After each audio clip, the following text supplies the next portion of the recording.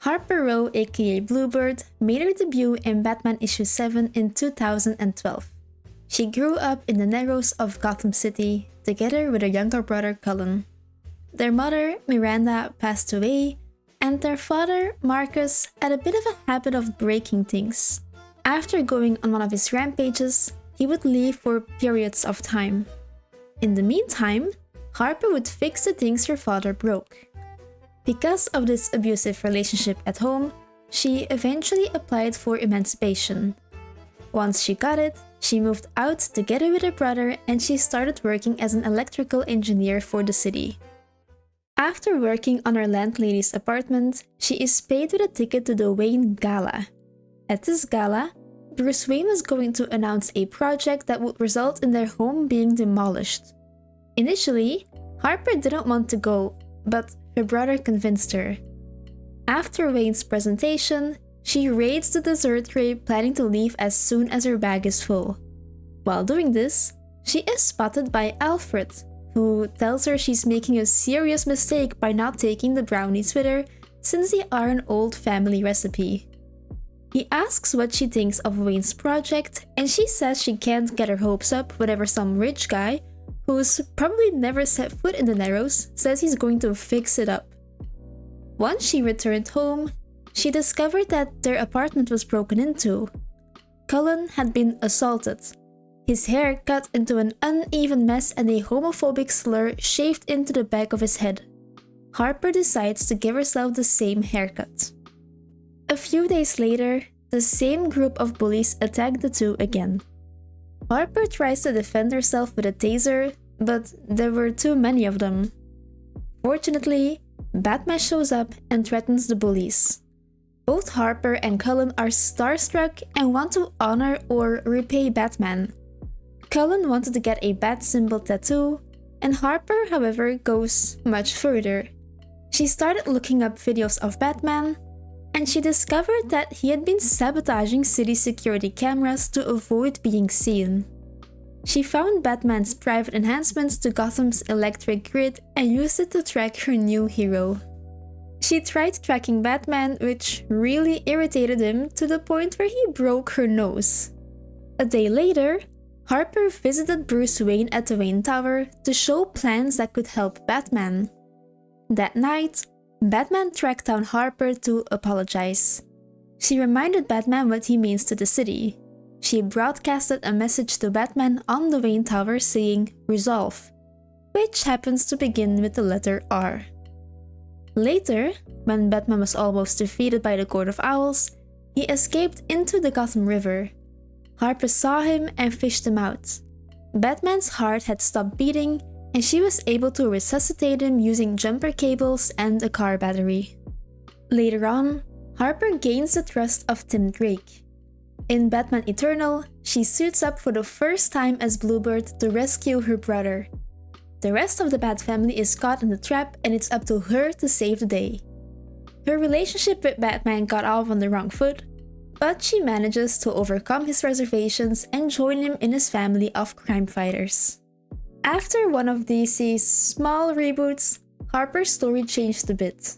During Batman and Robin Eternal, Harper's mother was murdered by Cassandra Cain, who was acting as an agent for the villain Mother. Her plan was to offer Harper to Batman as the perfect Robin. Batman didn't want to benefit from Mother's plan, so he sent Harper back home to her father. Mother eventually revealed it was Cassandra who killed her mom. In return, Harper was offered to take out Cassandra. She rejected, of course, because her mom would have wanted her to live a better life. Mother was defeated and Harper decided to pursue a college degree. Batman said that Bluebird would always have a place in the Bat family if she ever wished to return. Harper Row grew up in an abusive household in one of the poorest areas of the city. Growing up in poverty has psychological effects. Since she has only been in a few comic book issues, we don't know for sure which effects she suffers from, if any. The biggest effect of poverty is suffering from anxiety and/or depression. Living in poverty and experiencing stressful life events plays a big role in triggering depressive symptoms. A common remedy for mood disorders is social support, which is already harder for people who live in poverty. Not only is it harder, but maintaining social networks can even have a negative effect because the members of those networks are also likely to be experiencing poverty. This could lead to stress contagion. Stress contagion is the phenomenon where one experiences stress after witnessing someone else experience stress. In social networks, one person's stress can create a general sense of anxiety in the network.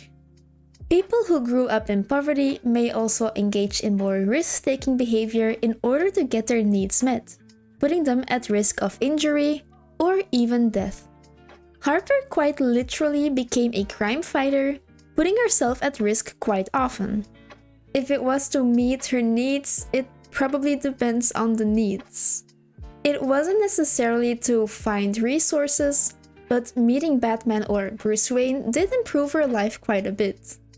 There are other effects of poverty which are less likely to be experienced by Harper.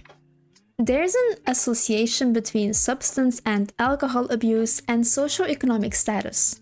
It's believed that Harper's father was an alcoholic, but Harper herself is never seen drinking or using substances. Another mental health disorder that's linked to poverty is schizophrenia, although it's unlikely that it's caused by poverty.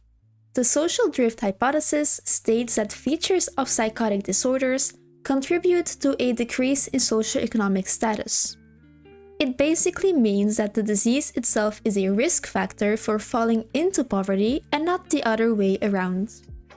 People who experience poverty during childhood can experience adverse effects related to their cognitive ability. Children who grew up in a low-income family show decreased levels of cognitive function. The most severe effects are found in language function and regulation of cognitive resources like attention and planning. Also, their short-term memory functions can be disrupted. Memory resides in the hippocampus, which is sensitive to stress. This can play a role in the poverty ladder. They struggle with paying attention, making it harder to follow in school and thus leading to lower grades. It's not clear if this impacted Harper. Since she decided to go to college, it's safe to assume she finished high school. She's also a fast learner, especially when it comes to electrical skills. This was a quick video because I already made a video about the effects of abuse, specifically regarding Cassandra Cain. If you're interested in that, I suggest you watch this video next. Thank you so much for watching, and I'll see you in the next video. Bye!